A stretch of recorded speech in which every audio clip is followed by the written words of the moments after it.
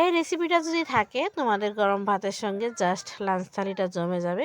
একবার অন্ততপক্ষে ট্রাই করো এই রেসিপিটা, আর এর স্বাদটা দ্বিগুণ করবে কি দিয়ে, তো সেটাই আজকে তোমাদের সঙ্গে শেয়ার করব। তো চলো দেখতে থাকো। এর স্বাদ বাড়ানোর একটা সিক্রেট আছে, তো তোমরা দেখে নাও। আশা করছি আজকের ব্লগটা তোমাদের ভালো লাগবে।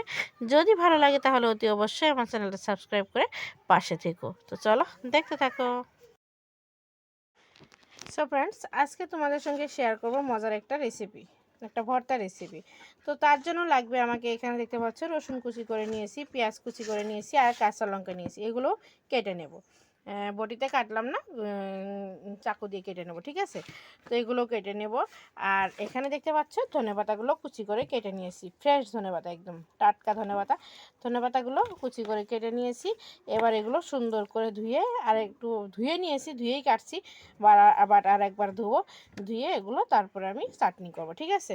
তো এই চাটনিটা আমি কিভাবে করছি না করছি সব কিছু তোমাদের সঙ্গে শেয়ার করব। তো চলো দেখতে থাকো। আশা করছি আজকের ব্লগটা তোমাদের, এই রেসিপিটা তোমাদের ভালো লাগবে। যদি ভালো লাগে অতি অবশ্যই একটা করে লাইক দিয়ে আমার ভিডিওটা কন্টিনিউ করো, ঠিক আছে। প্লিজ কেউ স্কিপ করে ভিডিওটা দেখো না, এটা কিন্তু গরম ভাতের সাথে জাস্ট জমে যাবে। ওয়াও।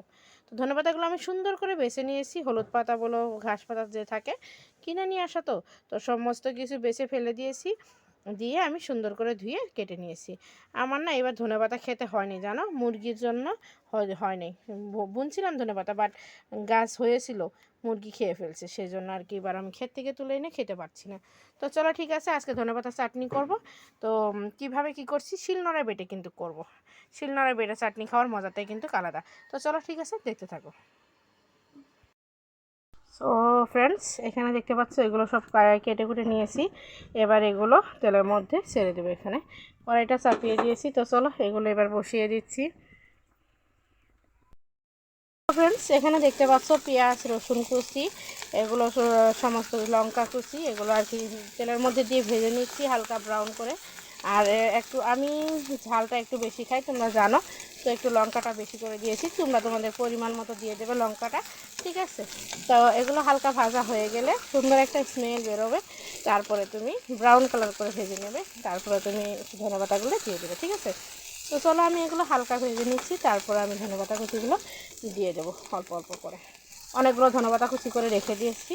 তো চলো এগুলো প্রায় ভাজা শেষের দিকেই, দেখতে পাচ্ছ একটা কালার চলে এসেছে।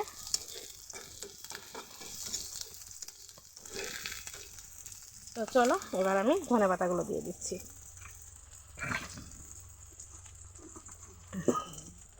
ধনেপাতাগুলো কিন্তু সুন্দর মতো কেটে টেটে একদম পারফেক্ট করে রেখে দিয়েছি। তো চলো ধনেপাতাগুলো দিয়ে দিলাম। এই চাটনিটা কিন্তু খেতে দারুণ লাগে। আর তুমি আগে থেকে লঙ্কাটা লবণটা ইউজ করবে না, লবণটা দেবে না, কারণ ধনেপাতাগুলো কিন্তু মিলে যাবে। তো সেই জন্য লবণটা আগে থেকে দেওয়া যাবে না। ধনেপাতাগুলো মিলে যাওয়ার পরে লঙ্কাটা দিতে হবে, লবণটা, সরি বারবার লঙ্কা বলছি কেন, লবণটা দিতে হবে, ঠিক আছে। এরপরে শিলনোড়ায় বেটে নেব। তো শিলনোড়ায় বেটে ভর্তা করে খাওয়ার আমেজটাই কিন্তু অন্যরকম, তাই না। ছোটোবেলা মায়ের হাতের খেতাম, এখন নিজে এখন নিজেকে করে খাইতে হয়। সত্যি মা যখন শিলনোড়ায় কিছু বেটে বাটতো, ভর্তা বানাতো না, আমরা কি করতাম জানো, ওই শিলনোড়াতে ভাত মেখে খাইতাম। মা ভাত মাখতো শিলনোড়ায়, ওই নোড়া বাটাতে আর কি ভাত মাখতো, সেই ভাতটা আমরা খেতাম। সেই ভাতটা এতটা টেস্টি লাগতো, মানে কি বলবো, সেই টেস্ট লাগতো ওই ভাতটা। একটা কথা কি জানো, মায়ের হাতে ছোঁয়া লেগে থাকে, তো সেই জন্য মনে হয় ওগুলো টেস্টটা অন্যরকম থাকে। এখন জানো এত কিছু রান্না করি, সবার কাছে হয়তো ভালো লাগে, বাট নিজে কিন্তু মায়ের হাতের রান্নাটা খুব মিস করি। মা তো ইদানিং রান্না করে না, মায়ের হাতের রান্নাটা সত্যি কথা বলতে খুব মিস করি। তো চলো আমার এগুলো ভাজা হোক, পরে তোমাদের সঙ্গে আবার দেখা হচ্ছে। সো ফ্রেন্ডস, ফাইনালি এবার আমি এগুলো শিলনোড়ায় বেটে নেব, ঠিক আছে। তো চলো, ভেজে নামিয়ে রেখে দিয়েছিলাম, দিয়ে আর কি অন্য কাজ করলাম, আরও তরকারি যে বানাচ্ছি সেগুলো রান্না বান্না করে নিলাম। তো চলো এবার আমি এগুলো শিলনোড়ায় বেটে নেব।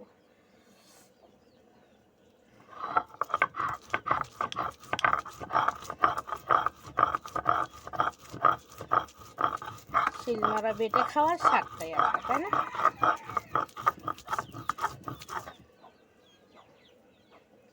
আমার না এই জিনিসগুলো খেতে সত্যি কথা বলতে খুব ভালো লাগে, খুব ভালোবাসি এগুলো। মাছ মাংসকেও কিন্তু এই বস্তুগুলো হার মানায়।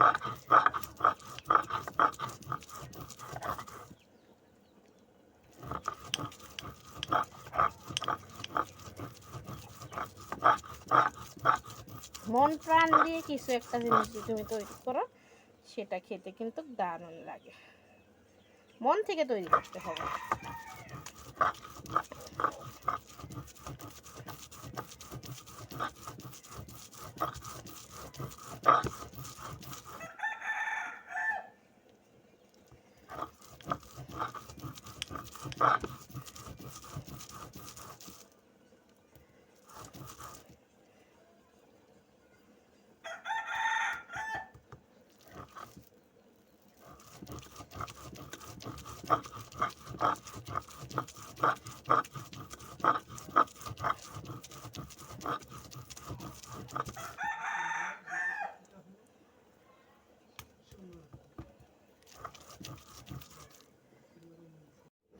সো ফ্রেন্ডস, আমার ধনেপাতা ভর্তাটা ফাইনালি রেডি, দেখতে পাচ্ছ একদম রেডি হয়ে গেছে। তো এর স্বাদটা আর একটু বাড়াবে তোমার একটু সর্ষের তেলে। তো একটু সর্ষের তেল দিয়ে দিলাম। তো এটা এখন সুন্দর করে চামচের সাহায্যে মিক্স করে নেব, ঠিক আছে? তো এই ধনেপাতা ভর্তাটা তোমরা একবার ট্রাই করো, এই রেসিপিটা। তো গরম ভাতের সঙ্গে কিন্তু জাস্ট ওয়াও, সেই টেস্ট লাগবে। তো চলো আজকের মতো এখানে এন্ড করছি।